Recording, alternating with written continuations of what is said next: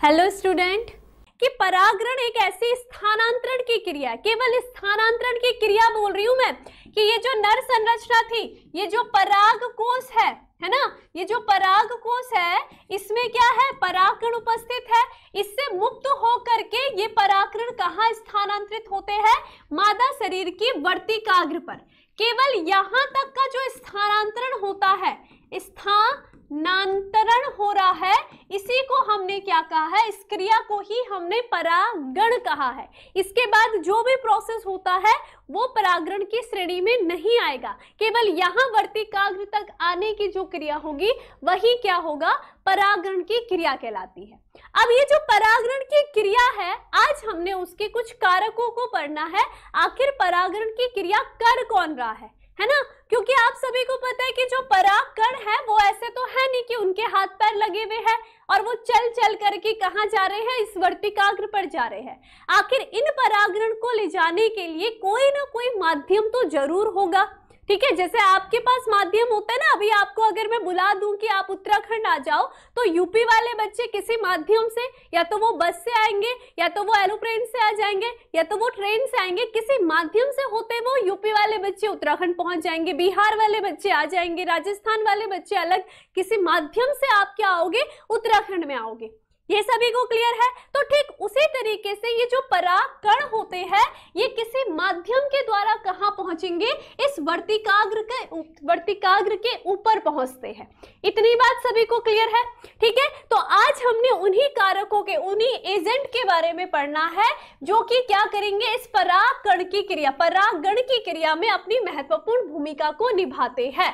तो मैंने आपको लास्ट क्लास में बताया था, जो परागण क्रिया के कारक होते हैं वो दो होते हैं। दो कौन कौन से होते हैं, एक होते हैं आपके जीव्य कारक, ठीक है, एक क्या हो जाएंगे आपके जीव्य कारक होते हैं, और दूसरे क्या होंगे आपके अजीव्य कारक होते हैं, ठीक है। अजीव्य कारक यानी कि एबायोटिक फैक्टर की बात करेंगे, और दूसरा क्या हो जाएंगे आपके जीव्य कारक, यानी कि बायोटिक फैक्टर है। तो नाम से ही पता है, अर्थात ये वे कारक के अंतर्गत आएंगे जिनमें जीवन नहीं पाया जाता है। और यहाँ पर जीव्य कारक के अंतर्गत आप ऐसे यहाँ पर एजेंट्स को, एक ऐसे आप ऐसे कह सकते हो, ऐसे वाहनों को आप यहाँ पर देखोगे जिनमें जीवन पाया जाता है। क्लियर है इतनी बात सभी को, ठीक है। अब यहाँ पर अजीव्य कारकों की जब हम बात करते हैं, इसके अंतर्गत आपको केवल दो चीजें यहाँ पर पढ़नी है। किसके द्वारा, वायु के द्वारा परागण की क्रिया होगी, यानी कि जो आपके परागकण होते हैं वो वायु की दिशा में बहते हुए कहाँ पहुंचेंगे, इस वर्तिकाग्र पर पहुंचते हैं, ठीक है। तो वायु में जीवन नहीं पाया जाता, एक माध्यम क्या हो गया, वायु हो गया है, और दूसरा जीव्य कारक के अंतर्गत क्या हो जाएगा, जल आ जाता है। इतनी बात क्लियर। अब आपके एक एक नंबर में क्वेश्चन ये पूछा जाता है कि वायु के द्वारा परागण की क्रिया को क्या कहते हैं। तो आपको ये बहुत अच्छे से पता होना चाहिए, जब वायु के द्वारा परागण की क्रिया होती है तो इसे हम कहते हैं एनीमोफिली, एनीमोफिली कहते हैं, ठीक है। जब जल के द्वारा परागण की क्रिया होगी तो हम इसको क्या कहेंगे, हाइड्रोफिली, हाइड्रोफिली कहते हैं, ठीक है। तो ये नाम याद रखना है, परागण एनीमोफिली यानी कि वायु के द्वारा परागण की क्रिया हो रही है, हाइड्रोफिली यानी कि जल के द्वारा यहाँ पर परागण की क्रिया हो रही है। इतनी बात क्लियर है सभी को, क्लियर। अब यहाँ पर हम जीव्य कारकों की बात करते हैं। जीव्य कारकों में आप सभी को पता है कि जो ऐसे जीव परागण की क्रिया में यहाँ पर अपनी महत्वपूर्ण भूमिका निभाएंगे जिनमें क्या पाया जाता है, जीवन प्रेजेंट होगा, ठीक है। जैसे कि कीट पतंगों की हम बात करेंगे, ठीक है। आपने देखा होगा ना, भौरे वगैरह, मधुमक्खी, ये सब फ्लावरों के आसपास घूमती रहती है। हमें पता है कि ये क्या कर रही है, फूलों का रस चूस रही है, अपने भोजन को इकट्ठा कर रही है। लेकिन यहाँ पर यही कीट क्या करेंगे, अपनी महत्वपूर्ण भूमिका निभाते हैं परागण क्रिया को करने में, और ये मैं आपको बताऊंगी कैसे करते हैं, ठीक है।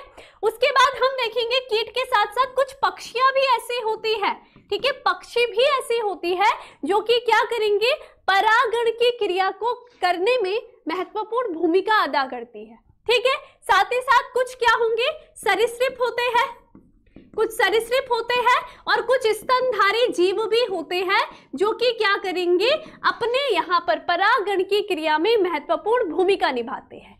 अब आपके पास जो एनसीईआरटी में मेंशन है, कीट के द्वारा जब परागण की क्रिया होती है तो इसे हम कहते हैं एंटोमोफिली। एंटोमोफिली कहते हैं। ये नाम आपको याद रखना है। कभी कभी आपसे सिर्फ ये पूछ लिया जाएगा कि एंटोमोफिली का एक उदाहरण दीजिए, तो आपको जब एंटोमोफिली का मतलब पता होगा तब जाकर के आप इसके एग्जाम्पल को लिख सकते हो। तो ये नाम और ये चार्ट को अपने दिमाग में बैठा देना है। अगर ये चार्ट आपके दिमाग में बैठ गया तो आपके लिए चीजें काफी ज्यादा आसान हो जाएगी। क्लियर है सभी को? ठीक है। पक्षी के द्वारा अगर परागण की क्रिया हो रही है, कोई पक्षी यहाँ पर परागकण को किसी दूसरे पुष्प तक पहुंचाने में अपनी महत्वपूर्ण भूमिका को अदा कर रही है, तो इसको हम क्या कहेंगे, ऑर्निथोफिली। ऑर्निथोफिली हम इसको कहते हैं। ठीक है, बस आपके एनसीईआरटी में यही मेंशन दिया। बाकी ये सारे किसमें आगे आपके जो बड़े जीव होंगे वो भी क्या करेंगे, परागण की क्रिया में अपनी महत्वपूर्ण भूमिका निभाते हैं। कितने बच्चों को ये क्लियर हो गया है कि परागण के कारक कौन कौन से होते हैं? ये एजेंट है आपके, ठीक है, एजेंट या फैक्टर बोलो या एजेंट बोलो, एक ही बात है। ठीक है, तो ये क्या करेंगे यहाँ पर, परागण की क्रिया। अब परागण आपको पता है, ठीक है, यानी कि जो नर शरीर है ये है नर शरीर और ये क्या है, मादा शरीर। तो यहां पर क्या हो रहा है, जो मैंने कहा ना, परागकण का पराग कोश से निकल करके कहां पहुंचना, मादा शरीर के ऊपर पहुंचना। तो यहां से यहां ले जाने के लिए ये सारे के सारे जो कारक है ये जिम्मेदार है। वायु के द्वारा ये परागकण यहाँ से वर्तिकाग्र पर पहुंच रहे हैं, जल के द्वारा ये परागकण कहाँ पहुंचेंगे, वर्तिकाग्र पर। कीट के द्वारा पक्षी, ये सब क्या कर रहे हैं, उस परागकण को केवल वर्तिकाग्र तक ले जाने का कार्य करते हैं। क्लियर सभी को? ठीक है, ठीक, चलिए इतनी बात क्लियर है। ठीक, अब हम यहाँ पर एक एक करके इनके बारे में पढ़ेंगे कि आखिर इनमें क्या क्या गुण होते हैं। हम यहाँ पर वायु परागण की, जल परागण की, कीट परागण की बात तो करेंगे, इनके एग्जाम्पल में देखेंगे आखिर कौन से ऐसे पादप है। मैंने कहा कि पृथ्वी पर इतने सारे पादप जातियां हैं, हर पादप जाति में परागण की क्रिया जो होगी वो भी अलग अलग तरीके से होगी। कुछ ऐसे पुष्प होंगे, कुछ ऐसे पादप होंगे जो कि वायु के द्वारा परागण की क्रिया को करते हैं। ठीक है, तो उनमें वही तरीके के गुण होने चाहिए कि वो वायु के द्वारा परागण की क्रिया कर सके। जब कुछ गुण पाए जाएंगे तभी तो वायु उन परागणों को कहाँ ले जाएगी, स्त्री भाग तक ले जाती है। तो यहाँ पर कहीं ना कहीं पुष्प की संरचना में कुछ ना कुछ यहाँ पर आपको मॉडिफिकेशन देखने के लिए मिल सकती है, या हम कह सकते हैं कुछ अलग गुण आपको देखने के लिए मिलेंगे। जो भी पादप या पुष्प होंगे वायु के द्वारा परागण की क्रिया करते हैं। ठीक है, अब जल की बात करेंगे तो इसका मतलब ऐसे पादप होंगे जो जल में ही रह रहे होंगे, है ना। तो ये क्या करेंगे, जल में रहकर परागण की क्रिया करते हैं। कीटों की अगर हम बात करेंगे, आप सभी को पता है कि जो कीट होंगे, जैसे हम तितलियों की बात कर रहे हैं, मधुमक्खियों की बात कर रहे हैं, वो अपने भोजन के लिए ये जरूरी है कि वो पुष्पों के पास ही जाएगा यानी कि कंफर्म ही है कि उसने अपने भोजन को पुष्पों से लेना है। अब जब वो कीट कहाँ जा रहा है, पुष्पों तक जा रहा है, तो इसका मतलब वो परागण की क्रिया करेगा ही करेगा। ठीक है, अब अगर हम इस साइड को देखते हैं, वायु की बात करते हैं, तो कभी ऐसा हो सकता है कि वायु नहीं भी चल रही है तो परागण कैसा होगा, है ना। कम वेग से चल रही है वायु तो परागण कैसे होगा। ठीक है, या हम ये कह सकते हैं कि कुछ ऐसे पादप होंगे, जैसे कि वायु अगर चल रही है, लगातार चल रही है, तो परागण जरूरी नहीं है कि पुष्प तक पहुंचे ही पहुंचे। वायु के केस में हम देखते हैं कि वायु जितने बार चलेगी कहीं ना कहीं आपके जो परागकण होंगे वो क्षति भी होती रहेगी उन्हें, है ना। कुछ जमीन में गिर जाएंगे, इधर उधर कहीं भी गिर सकते हैं। लेकिन इनके केस में ऐसा नहीं होगा, क्योंकि मधुमक्खी जहां जाएगी एक पुष्प में, उसके बाद जब वो दूसरे पुष्प में जाएगी तो वो उस परागकण को ट्रांसफर कर सकती है। वायु के केस में कहीं भी परागकण गिर रहे हैं, आपके ऊपर भी गिर सकते हैं। वायु चल रही है तो अब सामने से कोई पुष्प होगा आपके और आप ही के मुंह में आ गया, तो क्या जरूरत है आपके मुंह में परागकण की, कुछ जरूरत है, उस उल्टा एलर्जी वगैरह हो जाएगी, है ना। तो ये क्या हो जाएगा, ये इसलिए अच्छी विधि नहीं मानी जाती। अब अगर जल की बात करते तो आप सभी को पता है कि जलीय पादप इतने ज्यादा भी नहीं है। ठीक है, तो यहाँ पर क्या है, सबसे अच्छी विधि जैवीय विधि होती है। क्लियर। गुनगुन आई थी, ठीक है, चलिए स्टार्ट करते हैं। अब हम यहाँ पर पहले अजीविया कारकों से स्टार्ट करते हैं कि आखिर जो वायु के द्वारा परागण करने वाले पादप होंगे, पुष्प होंगे, उनमें क्या गुण ऐसे होते हैं जो कि उनमें वायु के द्वारा ही परागण की क्रिया होती है। ठीक है, चलिए स्टार्ट करें। पहला देखेंगे हम वायु के द्वारा परागण की क्रिया। ठीक है, जिसे हम क्या कह रहे हैं, एनिमोफिली कहते हैं। ठीक है, अब हमने यहाँ पर पुष्पों के गुण पढ़ने हैं कि आखिर वायु परागणी पुष्पों के क्या गुण होते हैं जिसके कारण उनमें वायु परागण ही होता है। आप सभी को पता चल गया होगा कि जो वायु परागण वाले पुष्प है, यहाँ पर परागण की क्रिया, ये नर भाग है, उसके परागकोश से परागकण कहाँ जा रहे हैं, मादा भाग में जा रहे हैं। ठीक है, मादा भाग में जा रहे हैं। तो आप सबको ये पता है, ये माध्यम क्या है, यहाँ पर वायु के माध्यम है ना। वायु चली तो यहाँ से परागकण कितने ज्यादा हल्के होते हैं कि वो क्या चले जाएंगे, वायु के साथ ही उड़ते चले जाएंगे। अब क्या क्या गुण होने चाहिए, देखिए सबसे पहला यहाँ पर गुण जो होता है, जो भी वायु परागणी पुष्प आप देखते हो वो हमेशा देखना आप, वो रंगहीन होते हैं। ठीक है, पहला यहाँ पर गुण हम क्या देखते हैं, जो भी वायु परागणी पुष्प होते हैं वो कैसे होंगे, रंगहीन होते हैं। अब आप सभी को पता होगा कि पुष्पों में जो रंगों का कारण क्या है, इतने सारे आपको रंग बिरंगे पुष्प दिखते हैं, तो वो पुष्प हमारे आकर्षण के लिए बने हैं। हम यहाँ पर जा रहे हैं, हाँ यार रेड कलर का पुष्प है, अरे वाह, हमने बस तारीफ कर दी, ऐसा नहीं होता है। वो पुष्पों का जो कलर निर्धारित है वो किसके लिए है, वो कीटों को आकर्षित करने के लिए है। अगर आपको याद होगा तो पुष्प की जब हमने संरचना पढ़ी थी तो मैंने यहाँ पर आपको सहायक अंगों के बारे में बात करी थी। तो हमने दल के बारे में पढ़ा था। दल पुंज एक ऐसा अंग होता है जो कि क्या करेगा, परागण की क्रिया में अपनी महत्वपूर्ण भूमिका निभाता है, केवल बाह्य तौर से सहायता करता है। और सहायता क्या करेगा, अपने अपनी रंगीन कलर के कारण वो क्या करता है, कीटों को आकर्षित करता है। अब आप सभी को पता है वायु तो क्या है, एक अजैविक कारक है, तो वो तो किसी को देख के आकर्षित नहीं होगी। तो इसका मतलब जो भी वायु परागणी पुष्प होते हैं वो कैसे होंगे, रंगहीन होंगे। उनमें कलर हो चाहे ना हो उनसे कोई मतलब नहीं है, वो कैसे होंगे, रंगहीन रहते, क्योंकि उनमें आकर्षण का कोई मतलब नहीं है। वायु चलेगी तो परागकण भी उड़ेंगे, है ना, रंगहीन होते हैं। ठीक है, उनमें कोई भी क्या होगी, गंध नहीं पाई जाती है, तो वो कैसे होंगे, गंधहीन होते हैं। इतनी बात क्लियर है, रंगहीन गंधहीन इसकी क्वालिटी है। दूसरी बात हम पुष्पों में देखते हैं, अगर हम पुष्प की नर संरचना को पहले हम देखेंगे। ठीक है, तो पहले मैं नर संरचना की बात कर लेती हूँ। नर संरचना, तो नर संरचना आप सभी को पता है कि कौन होगा, पुंकेश्वर भाग होगा। ठीक है, तो पुंकेश्वर भाग आप हमेशा देखोगे जो वायु परागणी पुष्प होते हैं उनमें जो पुंकेश्वर भाग होते हैं, सबसे पहला इसका पॉइंट है कि वो कैसे होंगे, समूह में उपस्थित हो सकते हैं।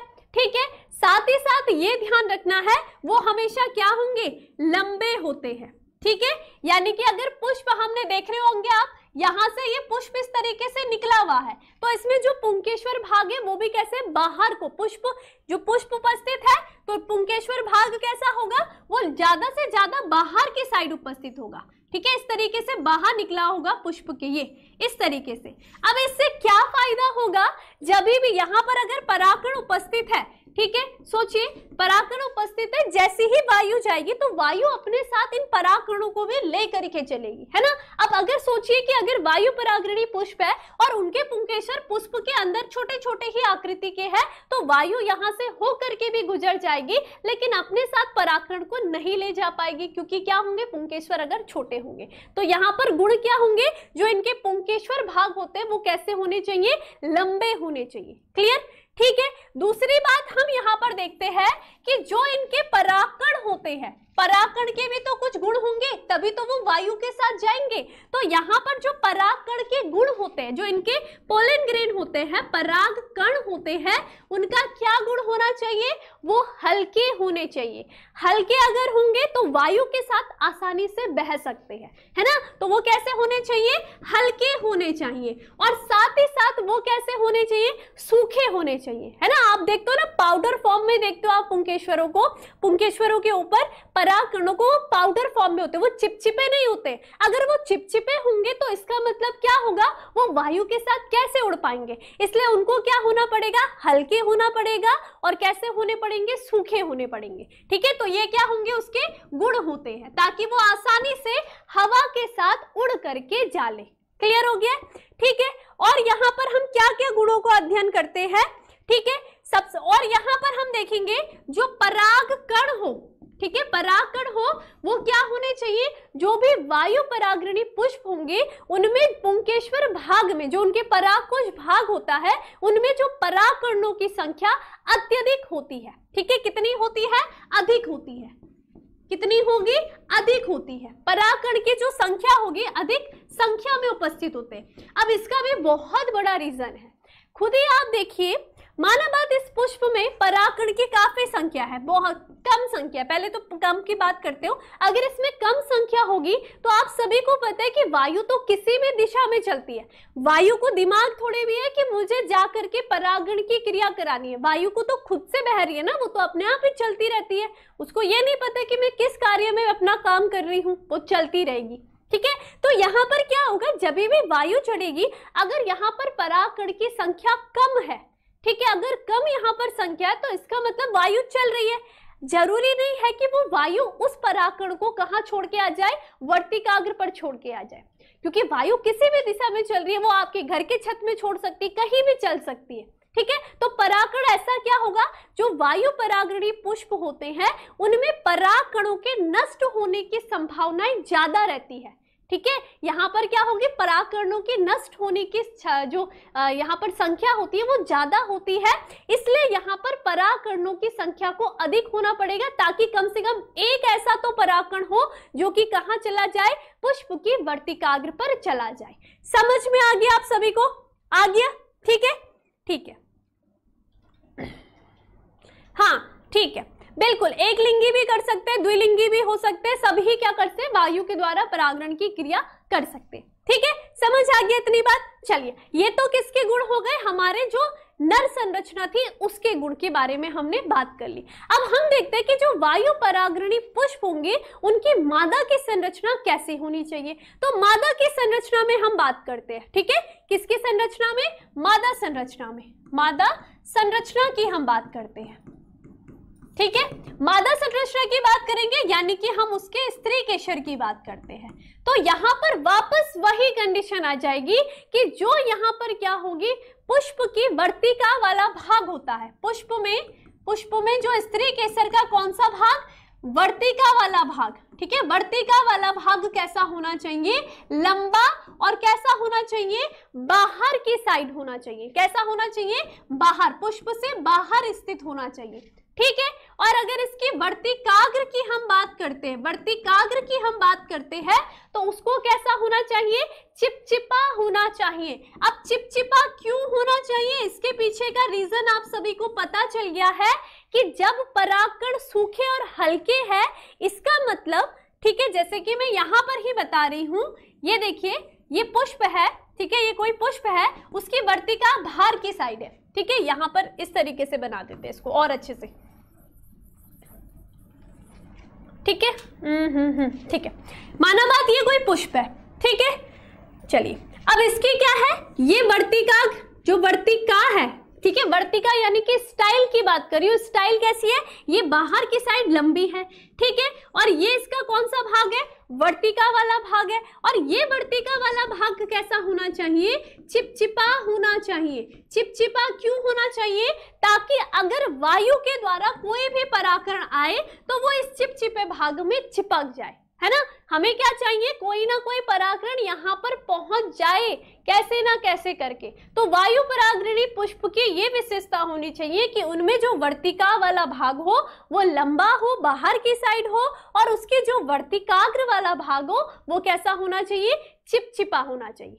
Concept clear? अब एक और बात याद रखोगे, जो वायु परागरणी पुष्प होते हैं उनमें हमेशा याद रखना, जो बीजांड की संख्या होती है वो कितनी होनी चाहिए, एक ही होनी चाहिए।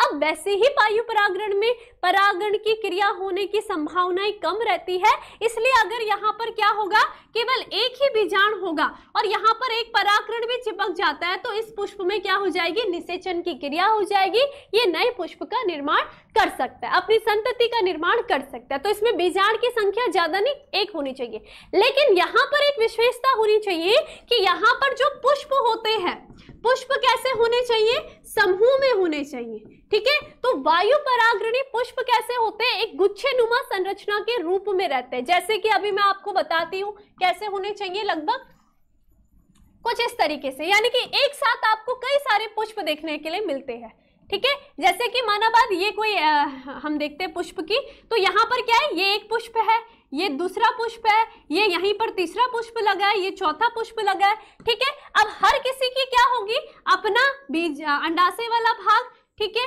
अपनी वर्तिका बाहर निकली हुई है, ठीक है, ये इसका वर्तिकाग्र है, इस वाले पुष्प की भी क्या है, अपनी वर्तिका, ये वाला भाग है। तो इस तरीके से क्या है, निकले हुए हैं, है ना, एक पुंज के रूप में उपस्थित है। अब यहाँ पर क्या, ये जो पुष्पों ने एक समूह सा बनाया है ना, भला इनमें एक एक अंडाशय है, लेकिन जो ये समूह के कारण यहाँ पर क्या अच्छा बेनिफिट हो जाएगा, एक तो स्पेस बढ़ गया है, स्पेस बढ़ गया है, इसका मतलब अगर वायु आएगी, ठीक है, वायु चल रही है, ठीक है, एटलीस्ट कम से कम ऐसा तो होगा कि चलो उसने यहाँ पर नहीं, परागण यहाँ पर नहीं चिपका, यहाँ पर नहीं चिपका, कम से कम वो किसी एक भाग में तो चिपकेगा, है ना। वायु अगर इस दिशा से चल रही है तो कम से कम ये वाले को तो वो निषेचित करेगा, इस भाग में तो परागण की क्रिया होगी।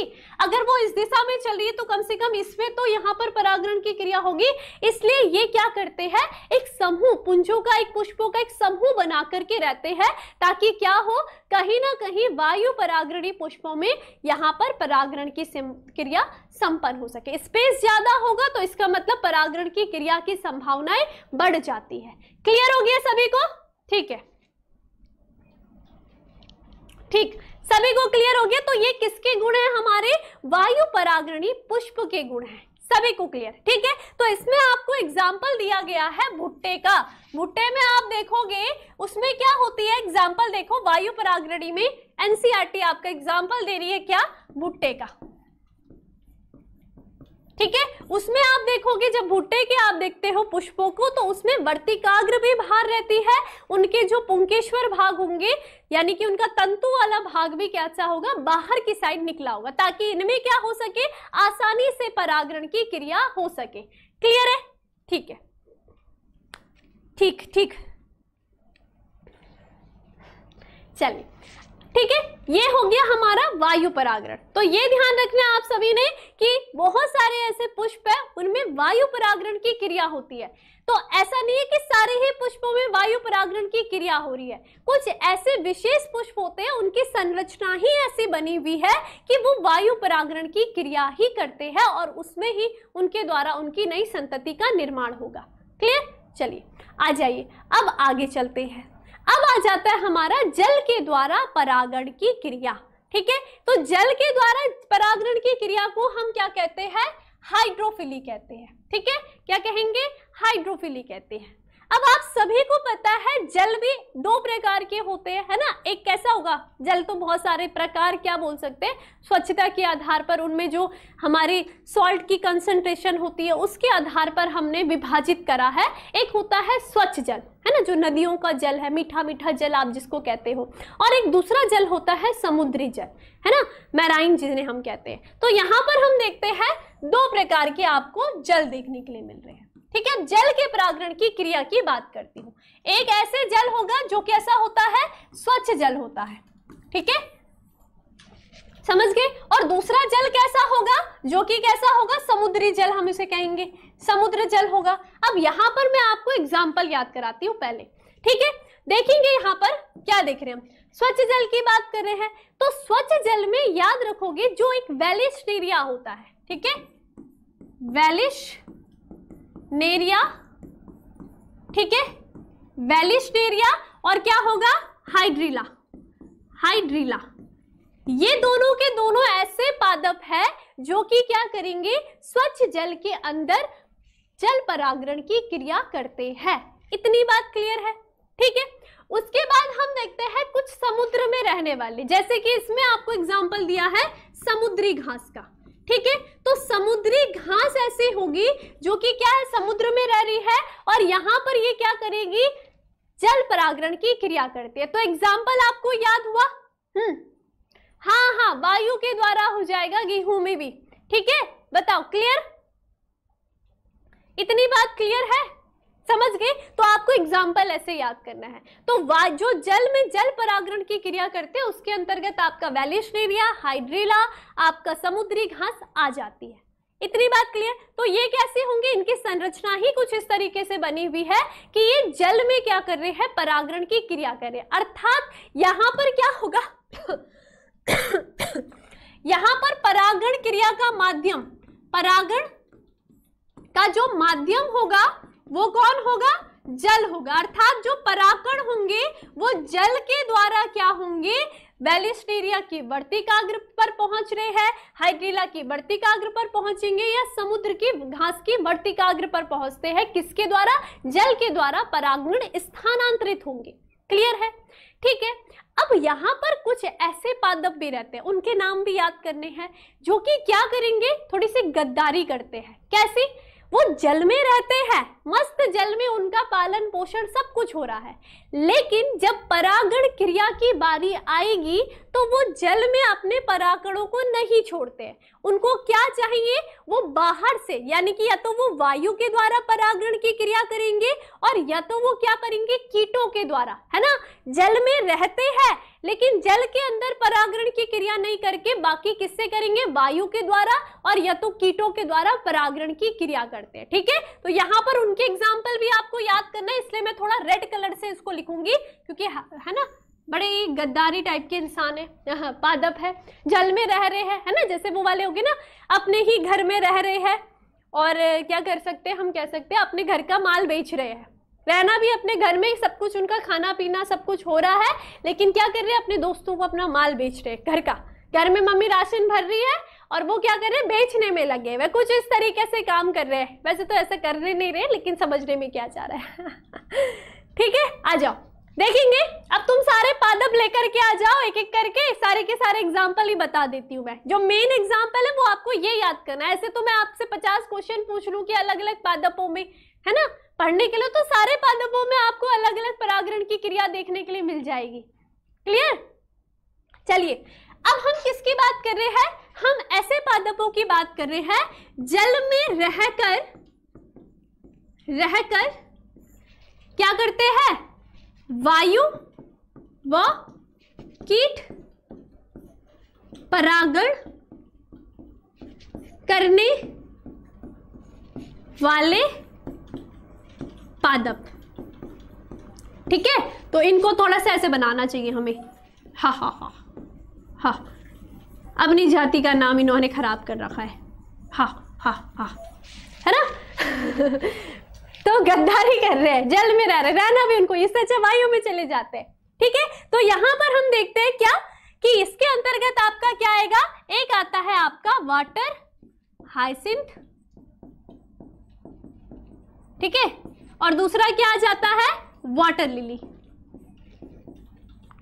तो ये दोनों ऐसे पादप है जो रहते तो जल के अंदर है, लेकिन अगर परागण क्रिया की बारी आती है तो वो किसके के द्वारा करेंगे, वायु के द्वारा और या तो कीटों के द्वारा। तो इससे ये पता तो चल रहा है कि ये जल में कहाँ रहेंगे, सतह पे रहते, जल की सतह पर रहते हैं, है ना। इनका जो पुष्प होगा वो, बाकी बॉडी पार्ट उसका जो भी होगा वो सारा जल के अंदर है, लेकिन जो पुष्प होगा वो जल की सतह पर होगा, इसलिए आसानी से वो वायु परागण की क्रिया भी करेंगे और आसानी से वो क्या कर सकते हैं, कीट परागण की क्रिया भी कर सकते हैं, ठीक है। तो ये क्या होगी आपका जल परागरणी, नहीं जल नहीं, ये तो वायु और कीट परागरणी। कभी आ जाता है ना, जल में रहकर भी वायु या कीट परागरणी करने वाले पादपों के नाम बताइए, तो वाटर हाइसिंथ और वाटर लिली आपका एग्जाम्पल हो जाएगा, ठीक है। अब आप सभी को ये तो पता होगा कि जो भी आपके जो निम्न श्रेणी के पादप होते हैं, निम्न श्रेणी के पादप के अंतर्गत कौन आ जाएंगे, निम्न, जरा तुम ही बताओ मुझे, जरा निम्न श्रेणी के पादप के नाम बताओ फटाफट। क्लास 11th में तो आप पढ़ते हुए आ रहे हो,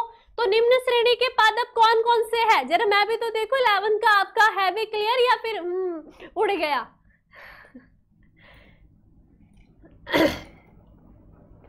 बताओ,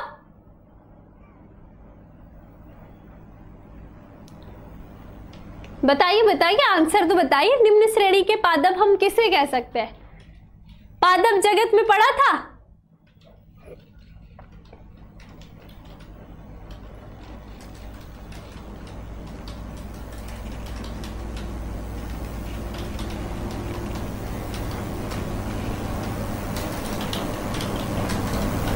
वेरी गुड, रविंद्र पटेल का आंसर आया है करेक्ट पॉइंट का, सबसे पहले आंसर आया। Very good very good very good, ठीक है, सभी का आंसर आ गया है। रूपाली और कौन है ये?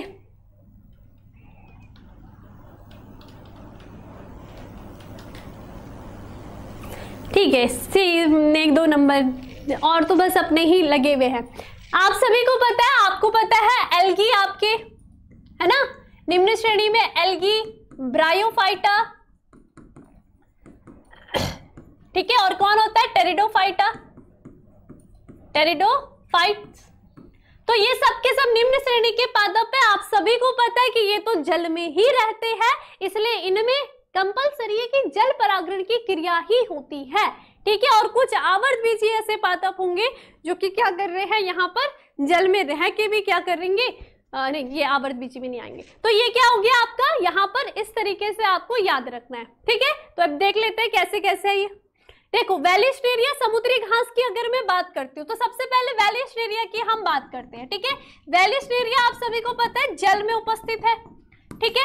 अब जल में क्या होता है, इसका जो नीचे वाला भाग है, यानी कि इसका जो स्टेमन, हम स्टेम की बात कर रहे हैं, इसकी जो पत्तियां हैं वो सब क्या है, जल के अंदर स्थित है, ठीक है। ये लगी हुई इस पे छोटी छोटी, ये जल के अंदर स्थित है, ठीक है। और इसकी जो मादा संरचना है वो कहाँ स्थित होती है, यहाँ पर, इस तरीके से। यहाँ पर क्या है, इसकी वर्तिकाग्र वाला भाग है, और यहाँ पर क्या है, इसकी ये वर्तिकाग्र, और ये क्या हो गया, इसका बीजा वो अंडाशय वाला भाग, ठीक है। अब इसी की जो नर संरचना होगी, ठीक है, नर संरचना है वो भी क्या है, जल के अंदर है, ठीक। इसमें हम देखते हैं कि इसकी जो नर संरचना है उसमें क्या है, जो ये नर भाग है, पुंकेश्वर वाले भाग है, वो यहाँ पर क्या करेंगे, पराग कणों का निर्माण करते हैं, ठीक है। अब पराग कण क्या होंगे, पराग कण जब रिलीज होंगे, जब पराग कोश फटेगा और पराग कण यहाँ वाटर में रिलीज होते हैं, तो परागण की जो क्रिया होती है वो कहाँ होगी, ये परागकण यहाँ सतह पर आ जाते हैं। कहाँ आएंगे, सतह पर आ जाते हैं। अब जल के द्वारा ये बह करके कहाँ पहुंचेंगे, इस वर्तिकाग्र के ऊपर पहुंच रहे हैं। तो हमेशा ये याद रखना है कि जो परागण की क्रिया होगी, परागण की क्रिया होती है वेलिस्टेरिया और आपकी हाइड्रिला वगैरह में, वो कहाँ होगी, जल की सतह पर होती है, ठीक है। तो ये भी ध्यान रखना है, एक एक नंबर के क्वेश्चन आपके बन सकते हैं। जल की सतह में क्या हो रही है, परागण की क्रिया होती है। कॉन्सेप्ट क्लियर, ये ध्यान रखोगे, ठीक है। उसी तरीके से समुद्री घास की हम बात करते हैं। देखो, ये डायग्राम भी आपको वही दे रखा है, ये आपको किसका दे रखा है, वेलिस्टेरिया का दे रहा है। ये देखिए, ये मादा संरचना है, ठीक है, ये नर भाग है। इसने क्या करेगा, जैसे ही ये अपने परागकणों को छोड़ेगा तो ये क्या करे, ये वर्तिकाग्र वाला भाग है, तो यहाँ पर परागकण सतह पर आएंगे, तब जाकर के यहाँ पर क्या होगी, परागण की क्रिया होती है, ठीक है। तो जल के सतह पर वेलिस्टेरिया में आपको देखने के लिए मिलेगा परागण की क्रिया होगी जल के द्वारा, ठीक है, समझ गए। चलिए, उसी तरीके से अगर एग्जाम्पल देखते हैं समुद्री घास का, तो समुद्री घास में भी आपको क्या देखने के लिए मिल रहा है, ये समुद्री घास जल के अंदर उपस्थित है, तो इसकी मादा संरचना नर संरचना है, तो नर संरचना से क्या होगा, परागकण जल में क्या हो रहा है, स्थानांतरित, जल माध्यम के द्वारा स्थानांतरित होता है मादा शरीर के ऊपर, ठीक है। तो ये क्या हो गया, समुद्री घास के ऊपर परागण की क्रिया, ठीक है। चलिए, अब ये आपके क्या आएंगे, वही गद्दारी करने वाले, ठीक है। ये वो पादप है जो कि क्या कर रहे हैं, रह तो जल में रहे हैं, लेकिन इनमें क्या होगा, वायु परागण की क्रिया, ठीक है, या तो क्या हो जाएगा, कीट परागण की क्रिया, ठीक है, जैसे कि हमारा वाटर हाइसिंथ है, ठीक है, और क्या हो गई आपकी वाटर लिली, रह तो कहाँ रही है, पानी के ऊपर, लेकिन करना क्या है, इसको चाहिए कि मुझे बाहर से, इनकी डिमांड बढ़ी हुई है कि बाहर से कोई वायु आए और मेरे ऊपर परागण को डाले, या तो कोई कीट बन करके आए और मेरे ऊपर क्या करे, कोई चिड़िया बन गई, कोई बात नहीं, कोई कीट बन करके आए और मेरे ऊपर क्या करे, परागकणों का स्थानांतरण करे। ठीक है, तो ये क्या कर रहे हैं, बाहर से अपेक्षा कर रहे हैं। क्लियर? चलिए, उसके बाद हम देखते हैं प्राणियों के द्वारा परागण। अब आप सभी को ये तो पता चल गया कि परागण होता क्या है, मादा नर शरीर से क्या जा रहा है, परागकण मादा की वर्तिकाग्र पर पहुंच रहा है। तो ये स्थानांतरण की क्रिया जो हो रही है इसी को परागण का। अब जैसे कि हम बात करते हैं प्राणियों के द्वारा परागण की क्रिया, प्राणियों के द्वारा अभी अभी मैंने बताया, या तो किसके द्वारा हो सकती है, कीट के द्वारा होगी, या तो किसके द्वारा होगी, पक्षी के द्वारा होगी, या तो किसके द्वारा होगी, आपके जो आपके सरीसृप होंगे उनके द्वारा होगी, है ना, जो रेप्टाइल्स में होंगे आपके, या तो किसमें होगी, आपके मैमल्स यानी कि स्तनधारी पे, स्तनधारी के द्वारा होती है। जैसे कि अगर हम एग्जाम्पल दे लेते हैं, है ना, एग्जाम्पल देखते हैं, आप सभी को पता है इसमें यहाँ पर क्या होने वाला है, कीट की अगर हम बात करते हैं तो कीट आपको पता है सबसे सॉरी सबसे अच्छा एग्जाम्पल ही आपके पास क्या है, मधुमक्खी का। अब देखिए यहाँ पर इन पादपों में क्या विशेषता होगी, जो कीट क्या किसी जीव के द्वारा परागण की क्रिया हो रही है, इसका मतलब जो ऐसे पुष्प होंगे उनकी विशेषता ये होगी, सबसे पहले तो वो कलरफुल होंगे, है ना, रंगीन होते होंगे, खुशबूदार होते होंगे। ठीक है, और उनमें स्पेशल चीज क्या प्रेजेंट होती है, उनमें नेक्टर ग्लैंड प्रेजेंट होती है, यानी कि वो नेक्टर को रिलीज करती है ना। मकरकंद की हम बात करते हैं ना, जो कि क्या करते हैं, जो आपके कीट होंगे या आपकी जो पक्षियां होती है वो उस नेक्टर को अपने भोजन के लिए यूज करती है, इसलिए वो पुष्पों के इतने पास पहुंची रहती है ताकि उस नेक्टर से अपने पोषण को प्राप्त कर सके। ठीक है, और अपना भोजन ग्रहण कर सके। तो अब वहां पर आई तो वो अपने भोजन ग्रहण करने के लिए, लेकिन उसको ये नहीं पता है कि उसके द्वारा कई सारे परागण की क्रिया हो जाती है। यानी कि कोई भी सोचो, एक मधुमक्खी की हम बात करते हैं, वो एक पुष्प में एक सुंदर सा पुष्प दिखा, जैसे कि आपको भी दिखता है, आप तो तोड़ लेते हो, है ना, आप थोड़ी परागण की क्रिया कराने लग जाते हो वहां पर, जबकि आप तो बुद्धिमान प्राणी हो। ठीक है, अब तो खैर आर्टिफिशियल कराने लग गए हैं, लेकिन मैं बात कर रही हूँ अगर नेचुरल की हम बात कर रहे हैं, कोई भी बहुत ही सुंदर सा पुष्प है, मैम का पुष्प तो पता नहीं क्या बन गया है छोड़ो, कुछ भी बना दो, अच्छा सा प्यारा सा पुष्प, है ना, खतरनाक पुष्प, ना तो वो रोज बना, ठीक है ना तो वो कुछ बना, पर कुछ तो बना है वो, चलो बन सकता है वैसे कुछ अच्छा, छोड़ो। ठीक है, हाँ, तो ये क्या हो गया, माना बस प्यारा सा पुष्प था। ठीक, इसमें क्या हुआ, अब यहाँ पर इसकी क्या होगी, इसी के अंदर इसकी मादा वाली संरचना है, और इस मादा संरचना के अंदर ही कुछ नेक्टरीज प्रेजेंट होती है, यानी कि कुछ ग्रंथियां प्रेजेंट होती है, जो कि क्या करती है, यहाँ पर नेक्टर को रिलीज करती है, मकरकंद को रिलीज करती है। ठीक है, यानी कि एक पोषक पदार्थों से भरपूर मकरकंद होता है, उसको रिलीज करेगी। अब बाई चांस कोई मधुमक्खी आई, मधुमक्खी जी हमारी, ठीक है, मधुमक्खी आ गई कोई, हाँ मधुमक्खी ठीक, अब ये मधुमक्खी कहाँ आएगी, इस नेक्टर को लेने आ रही है। ठीक है, अब यहाँ इस पादप के ऊपर वो बैठेगी तो उसके पैरों पे या उसके पंखों पे अब वो नेक्टर को लेने के लिए इस पुष्प के अंदर जाएगी ना। ठीक है, तो यहाँ पर इसी के नर भाग भी उपस्थित होंगे इसके, और नर भाग क्या हो जाएंगे, जो इसमें पराग स्फुटन हुआ होगा, जब परागकण फूट करके बाहर आ गए होंगे परागकोश से, तो इसके शरीर पर वो परागकण चिपक जाते हैं। ठीक है, अब यहाँ पर ये मधुमक्खी चली गई किसी और पुष्प के ऊपर बैठने। ठीक है, और उसकी बॉडी में क्या चिपके हुए हैं, सारे के सारे परागकण चिपके हुए हैं, क्योंकि वो पुष्प के अंदर गई थी ना, उसके अंदर मादा स्त्री के अंदर उस नेक्टर को लेने के लिए, मकरकंद को लेने के लिए। तो अब वो जब बाहर निकलेगी तो उसके पूरे शरीर पर क्या लगे होंगे, परागकण लगे होंगे। अब वही मधुमक्खी को फिर भूख लगी तो वो दूसरे पुष्प में ठीक इसी तरीके से क्रिया करेगी। ठीक है, और वहां पर क्या करेगी, जो उस पे लगे हुए परागकण है उसको उसने क्या कर दिया, किसी दूसरे पुष्प की वर्तिकाग्र पर छोड़ दिया है। ठीक है, अब वहां से उसके जो परागकण होंगे वो लेकर के चल रही है। तो ऐसे ऐसे ऐसे करके क्या होगा, यहाँ पर ये परागकण की क्रिया में, परागण की क्रिया में अपनी महत्वपूर्ण भूमिका को निभा रहे हैं। क्लियर हो गया? ठीक है, चलिए, तो ये तो क्या हो रहा है, कीटों के द्वारा। तो इस तरीके से कीट के लिए जो कीट परागणी पुष्प होते हैं, उनके गुण होते हैं, उनमें खुशबू होती है, वो रंगीन होते हैं। ठीक है, गंध होती है उनमें अच्छी सी, ठीक है, कलरफुल तो हमने बात कर ही ली है। तो ये इस तरीके से होंगे, भले उनकी क्या होगी, जो वर्तिकाग्र होगी, वर्तिका भाग होगा वो छोटा होगा, लेकिन उनमें क्या होगी, यहाँ पर आपको कीट परागण की क्रिया देखने के लिए मिलेगी ही, क्योंकि कीट को अपने भोजन के लिए उस पुष्प तक जाना ही जाना है। अब उसके अंदर अगर वर्तिका है तो उसको अपनी गर्दन वहां तक ले जानी पड़ेगी कीट को, है ना। भोजन चाहिए तो कुछ ना कुछ मेहनत करनी पड़ेगी। तो वर्तिका अगर छोटी भी होगी चलेगा, लेकिन वायु परागण में ऐसा नहीं हो सकता। वायु थोड़ी भी वहां अंदर जाएगी, वायु को तो बाहर बाहर उड़ना है, तो इसलिए ये अंतर हो जाता है पुष्पों में। समझ गए सबके सब? हाँ चलो, मादा भाग नहीं है, मादा ये मैं एक द्विलिंगी पुष्प को बना करके बता रही हूँ। वो कह रहा है कि मादा में परागण नहीं होते। मैंने यहाँ पर नर भाग भी बनाया था, तो वो नर भाग और मादा एक ही साथ है, तो मादा का क्या कर रही है, वहां से नेक्टर ले रही है, तो यहाँ के नर भाग के परागण उसकी बॉडी में चिपक रहे हैं, ठीक है। और अगर वो एक लिंगी होगा तो फिर यहाँ से कहीं और जाएगी, नर पुष्प में भी तो जाएगी, तो वहां से ले लेगी। क्लियर? अगर हम कीट की बात करते हैं तो यहाँ पर एग्जाम्पल में मधुमक्खी, आपके भौरे हो गए हैं, आपके तितली हो गई है, ठीक है, और भी बहुत सारे, सलब आपका हो गया है, ये सब क्या होंगे, आपके एग्जाम्पल होते हैं। ठीक उसी तरीके से पक्षी भी क्या करती है, पक्षी भी यहाँ पर क्या करेंगी, परागण की क्रिया में महत्वपूर्ण भूमिका निभाती है। जैसे कि गुंजन पक्षी की बात करते हैं, गुंजन पक्षी की बात करते हैं। एक आपकी सूरज पक्षी होती है, सनबर्ड हम उसको कहते हैं, ठीक है, हमिंग बर्ड और सनबर्ड आपके एग्जाम्पल में आ जाते हैं।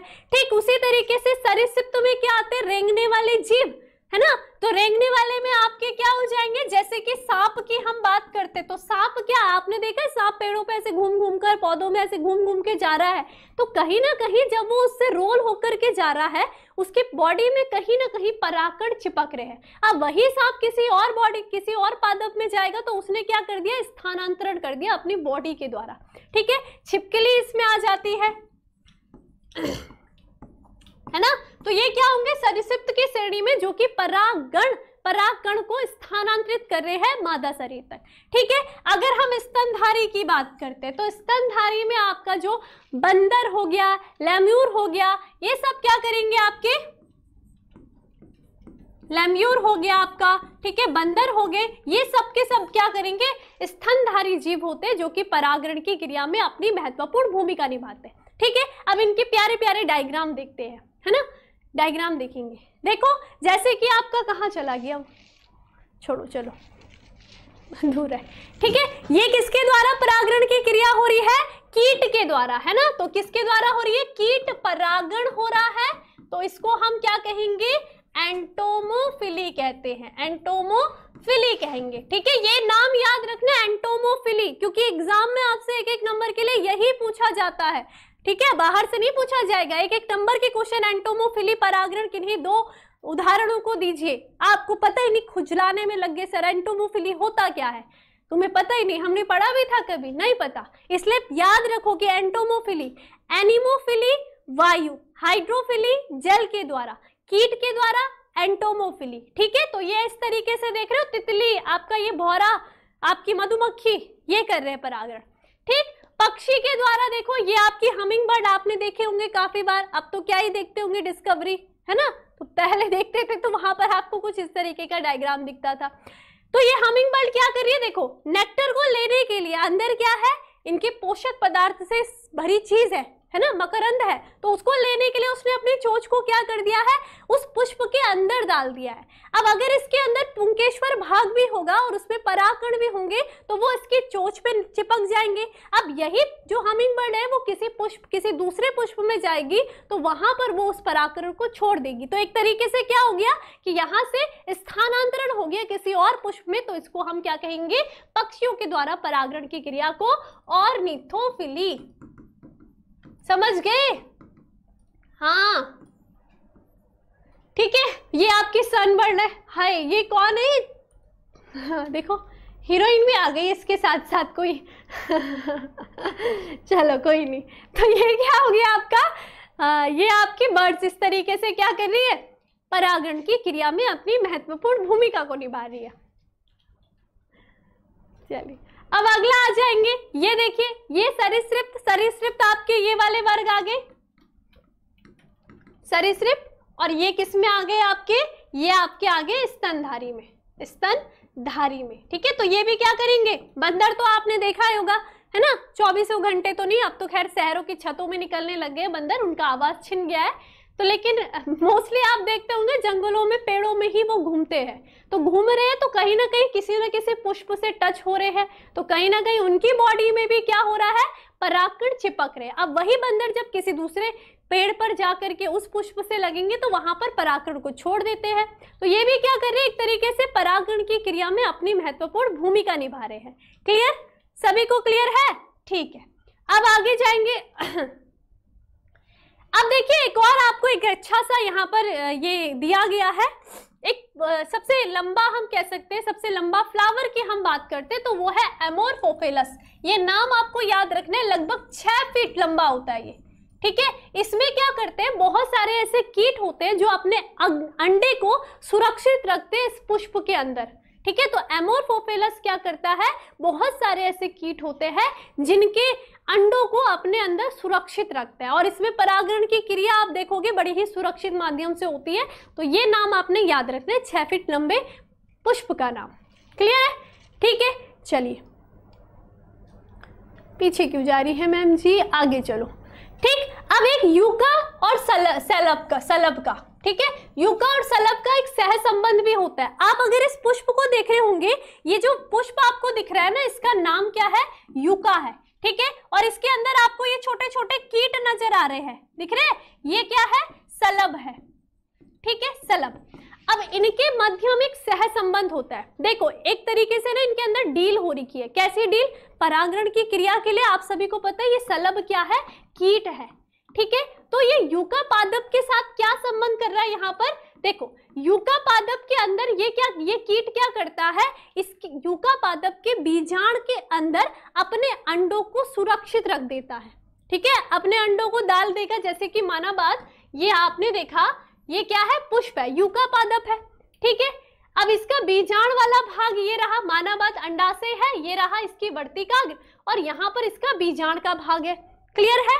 ठीक, अब मैंने कहा ये कीट आपकी बात करिए, कीट है, ये कीट भी कैसा बन रहा है मैम का, ये कीट रहा। ठीक है, ये क्या करेगा, ये परागण की क्रिया में महत्वपूर्ण भूमिका निभाएगा। इसके पैरों पर परागकण चिपक रखे हैं, ये क्या करेगा, इसको परागकण दे रहा है। ठीक है, मजे से, लेकिन बदले में एक और यहाँ पर इससे डील कर रखी है कि तू मेरे क्या कर, अपने अंदर अंडों को सुरक्षित रख। मैं दिन भर बाहर घूम घूम करके परागकण लेकर के आऊंगा, खाना खुना लेकर आऊंगा।